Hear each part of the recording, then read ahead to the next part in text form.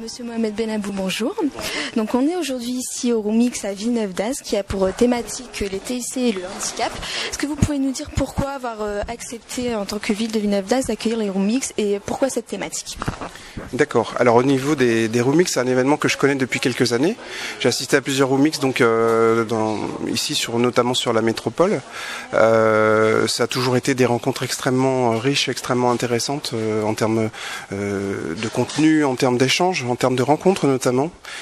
Alors la proposition qui m'a été faite que la Roomix ait lieu à Villeneuve-d'Ascq et sur le thème accessibilité handicap m'a tout de suite, j'ai trouvé ça extrêmement intéressant tout de suite parce que Villeneuve-d'Ascq a elle-même déjà eu un historique au niveau de tout ce qui est handicap. C'est une ville handi-accueillante et qui travaille beaucoup sur ces sujets. Voilà. Ville aussi technopole, donc voilà, les TIC, le handicap, l'accessibilité, il y a beaucoup de sujets en commun, il y a beaucoup de choses à faire et il y a beaucoup de chantiers qui s'ouvrent devant nous. Et justement, quelles sont les orientations de la ville de Villeneuve-d'Ascq sur l'accès pour tous au TIC ? En général, oui. Alors, au niveau de l'accès pour tous au TIC, on a, alors il y a deux aspects. Il y a l'aspect de ce qu'on est en train de développer, de nouveaux services pour les citoyens. Donc, comme on dit, orienter citoyen, c'est-à-dire que on essaie de le mettre au cœur du dispositif et d'orienter en fait les services de la ville vers le citoyen et vers ses attentes. Ça c'est une chose. Donc c'est un immense chantier qu'on appelle l'e-administration. Assorti d'un chantier qu'on appelle la e-démocratie, donc qui permet à chacun de participer à la vie de la ville et d'améliorer, on va dire, les relations entre les citoyens et leur administration, les citoyens et les élus. Donc sur ces chantiers-là, on est soutenu par la région et l'Europe.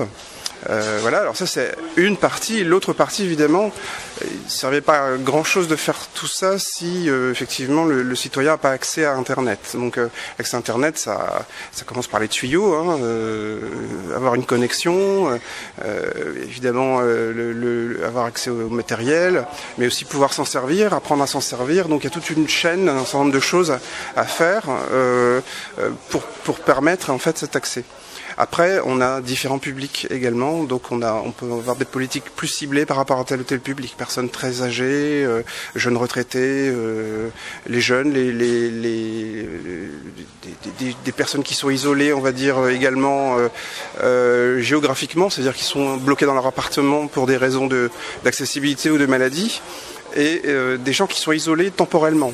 Par exemple, qui rentrent chez eux à 23h tous les soirs et qui n'ont pas la possibilité d'aller dans des réunions publiques et de pouvoir s'intégrer dans la vie citoyenne. Voilà. Concrètement, est-ce que c'est déjà installé, par exemple sur le site de Villeneuve-d'Ascq, il y a un portail où on peut accéder pour pouvoir dialoguer avec les élus? Est-ce qu'il y a des lieux sur Villeneuve-d'Ascq d'accès à Internet? Est-ce que concrètement c'est déjà en place? Alors on est en train de travailler. Le chantier est en cours, donc il débute. Enfin, il débute. La réflexion, elle débute pas. Le chantier, il est à son début dans sa phase opérationnelle. Donc, on a quelques expériences qui démarrent.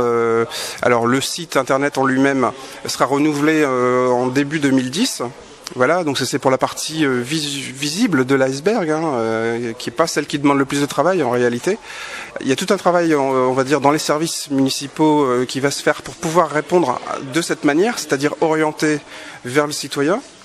Voilà, donc ce chantier-là va durer 2 ou 3 ans, mais avec un nouveau site internet qui va arriver rapidement, mais le chantier derrière va durer 2 ou 3 ans. Et pour les aspects d'accès, on travaille, on a lancé des choses dans un EHPAD, une maison de retraite, donc avec une expérience plutôt sympathique, qu'on appelle les fenêtres numériques. Donc ce sont des cadres numériques, cadres photos numériques.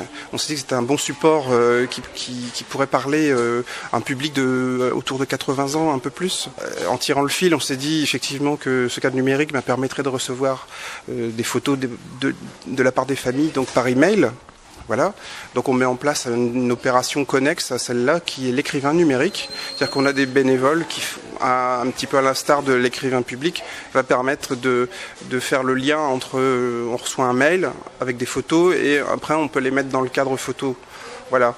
effectivement, c'est pas une question d'âge, mais il y a des publics qui n'auront pas plus envie d'être formés tout simplement, et qui vont dire, voilà, moi j'ai juste envie d'aboutir au résultat, mais j'ai pas envie d'aller me pianoter sur un clavier. Donc l'écrivain numérique sert un petit peu à faire ce lien. Puis au niveau des espaces publics, alors bon, déjà, cette année la médiathèque est en travaux, on est en train de la remettre à neuf et puis d'installer un système RFID, voilà, qui est on va dire un petit peu à la pointe dans la région. Avec la médiathèque de Calais, on doit être les seuls.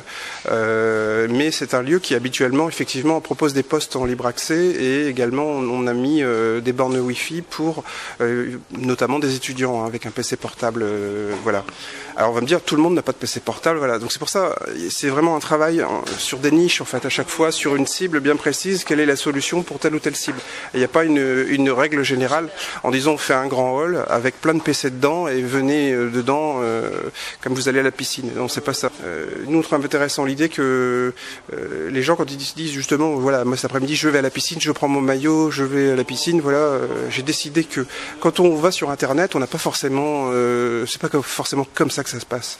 Donc il faut aussi que de manière un petit peu diffuse, on essaye de placer là où les gens sont, là où les gens ont des activités, de pouvoir mettre des PC en libre accès, de manière à ce que pour eux ce soit transparent et que ça fasse partie par exemple dans une bibliothèque, voilà, on tombe sur un PC, on a envie de l'utiliser parce qu'à ce moment-là on a envie de l'utiliser, mais on n'était pas venu exprès. Voilà. Merci beaucoup. De rien.